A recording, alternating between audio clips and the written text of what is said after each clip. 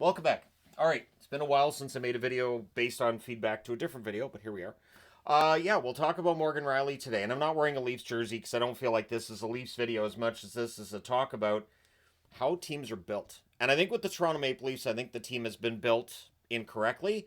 And the funny thing is, this has been common knowledge for a long time that they pay their top forwards so much money, it's difficult to get that depth up front. But the other thing that it makes it difficult to do is to find that number one defenseman, which the Florida Panthers have been able to do. And so we'll talk about Florida a bit.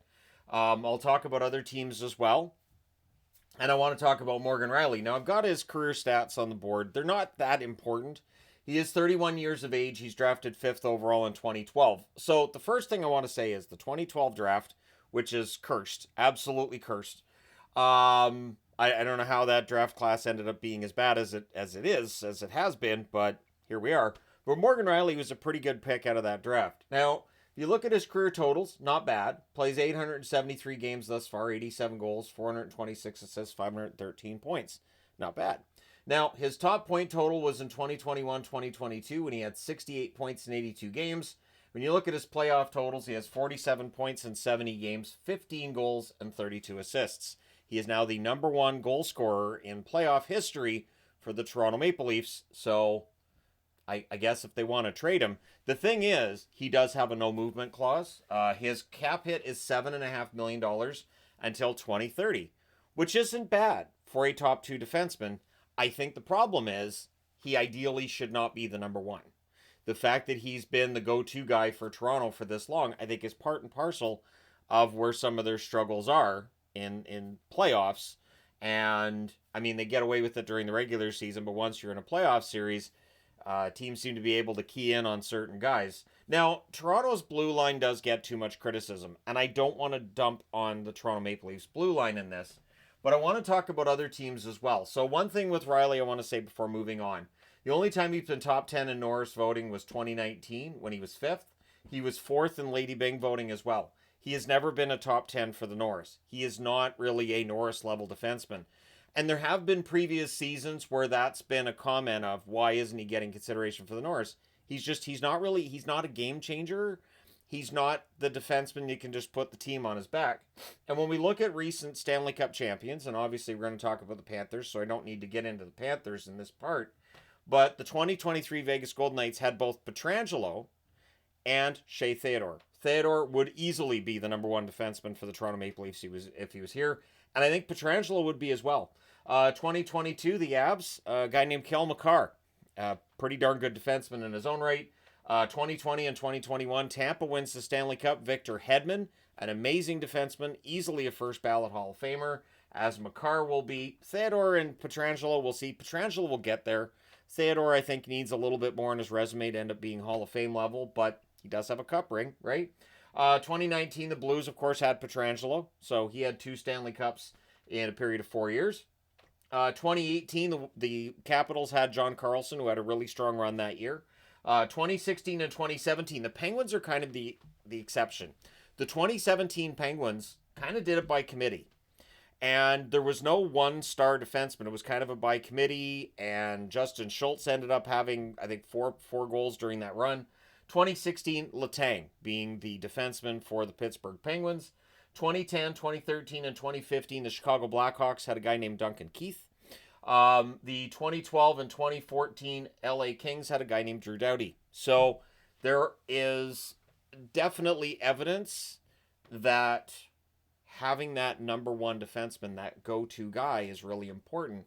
Which, if we go back far enough, is why when they signed John Tavares, a lot of people, myself included, looked and went, shouldn't that money be spent on the blue line? Shouldn't they be going out looking for a number one? And finding number one defenseman, it's difficult. But Florida found a way to do that this year because they kind of had to. So at the trade deadline, they get Seth Jones. Now, he's playing 25 minutes and 6 seconds per game in these playoffs for Florida. What's interesting is he wasn't playing particularly well for Chicago. Goes to Florida, and he's playing great. And the cap hit for Florida right now is $7 million until 2030. Now, his overall contract is more than that. But the cap hit that Florida's paying, $7 million, and they've got 3 goals out of Jones so far, and he's played quite well. Then you got Forsling, 23 minutes and 25 seconds this year for Forsling on average. Last year was 22 minutes and 13 seconds, and that's during the playoffs. He's had one goal, $5.75 million cap hit until 2032. But Forsling, it's not about the goals. It's his ridiculous plus minus numbers. It's how good he is defensively. He's just a very, very smart defenseman. And I would say both Jones and Forsling, I would place at this point ahead of Morgan Rielly and pretty much the rest of that Toronto blue line. So this is an issue, right? Then you've got Mikkola, 3 goals. His cap hit's $2.5 million till 2026. Mikkola is an example of the Florida Panthers being able to find somebody on another team that I guess they get something out of him that other teams don't. Because when Mikkola went there at that $2.5 million cap hit, I remember thinking, that seems a little bit high for Mikkola to what he'd done at that point. And now it's a huge bargain. Ekblad, 3 goals for him. He has a $7.5 million cap hit and a contract that's expiring this year. So there's speculation about whether he stays or whether he goes. But $7.5 million for Ekblad. I think Ekblad's quite good. Would Ekblad slot in ahead of Rielly? Maybe. So we're at 2.5 that I would say probably slot in ahead of Rielly. So while you have a very solid all around, I'll talk about the top 6 for the Leafs as well. That's a good top 6.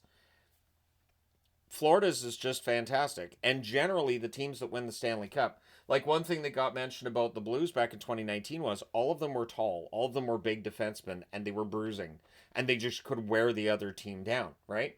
Nate Schmidt, 3 goals. He has an $800,000 cap hit. Contract expires this summer. Schmidt's looked good for Florida. Schmidt is another one who looked like he was on his way out and wasn't playing all that well. This is why when people say, well, it's the taxes with Florida, I go, wait, counter argument. They also have very good pro scouts. This is a team that has excellent pro scouts. And if you look at this blue line, they're not shy about making changes to it when they need to. They are not shy about making big changes. Bringing in Seth Jones is a big change on that blue line. And with that contract running for 5 more years, there's definitely risk to them bringing him in. But if you're winning, it's all right. It's fine. Kulikov, 1 goal for him in these playoffs though so far. He's a $1.15 million cap hit till 2028. Absolutely ridiculous how low that cap hit is. So is that really like a 10% difference for taxes there? No, that is, they got him at a ridiculously low amount of money. This is a defenseman who wanted a chance to win, and so goes, in Florida, and $1.15 million cap hit. Uvis Balinskis, 1 goal for him in these playoffs, $850,000 cap hit until 2026. And Balinskis is a very good top 6 defenseman as well. So by my count, that's 7 top 6 defensemen. About 5 of them could be top 4 around the NHL. And it's that depth on the blue line, and it's that ability to wear a team down. And it's something Florida's been clearly working on, as the ability to wear a team down throughout the series. They got off to a slow start against Toronto, but once they got their game together, that series was done. The Leafs defense, on the other hand, so we got Rielly, already talked about his cap hit. He had 4 goals in these playoffs. McCabe had 4 assists. He has a $4.51 million cap hit till 2030.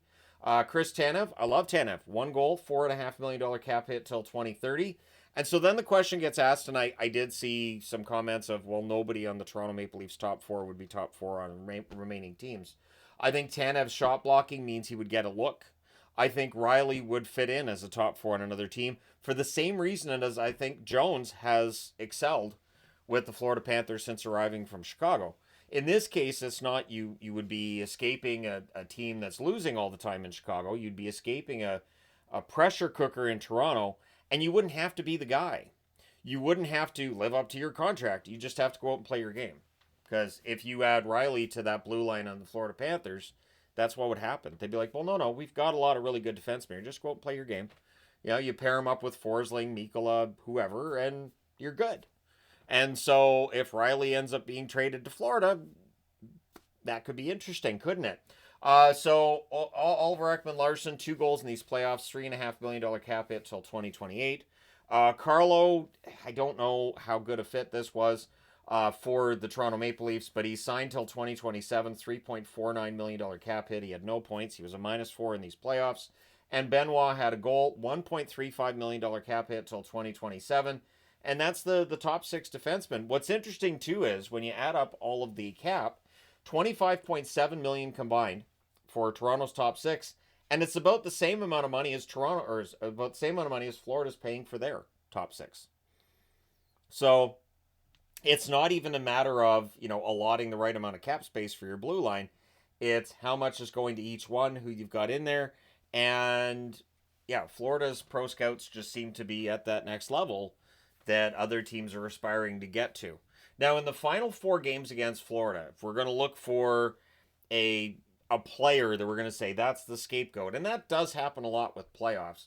I could do this with other teams and other scapegoats as well. You guys can let me know in the comment section below who you think is a scapegoat and shouldn't be. So not just, well, this guy sucks, but let me know another in the bottom there who you believe is the scapegoat that it just doesn't feel like it's fair that they are.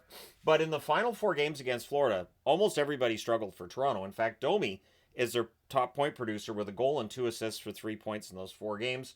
Bobby McMahon, 2 assists in 4 games. He's their second highest point producer. I could just stop there and say Domi and McMahon were the top point producers over the last 4 games of that series between Florida and Toronto for the Toronto Maple Leafs.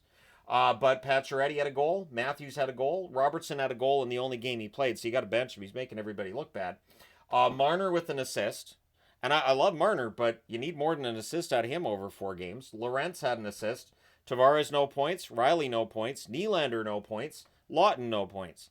The way that I see it is there's a lot of blame that can go around with Toronto and with the situation they find themselves in. But the blame where I think it belongs goes all the way back to when they signed Tavares, when they started this whole core 4 thing, where it was all forwards who were getting that attention and that money. And the blue line is good.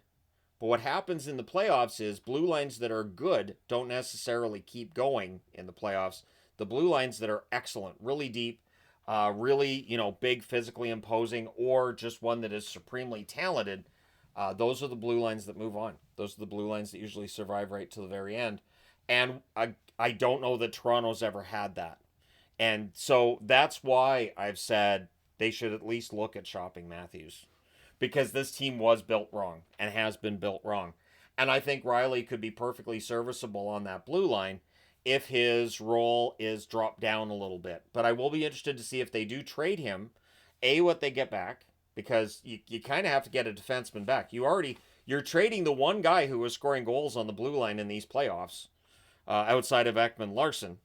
And so you have to get a defenseman back, I would think, or you have to take the money you're saving and go out and find a defenseman, although I don't know that there's a defenseman on the market who's going to sign in Toronto who's going to be able to produce the 41 points in 82 games that Rielly did this year.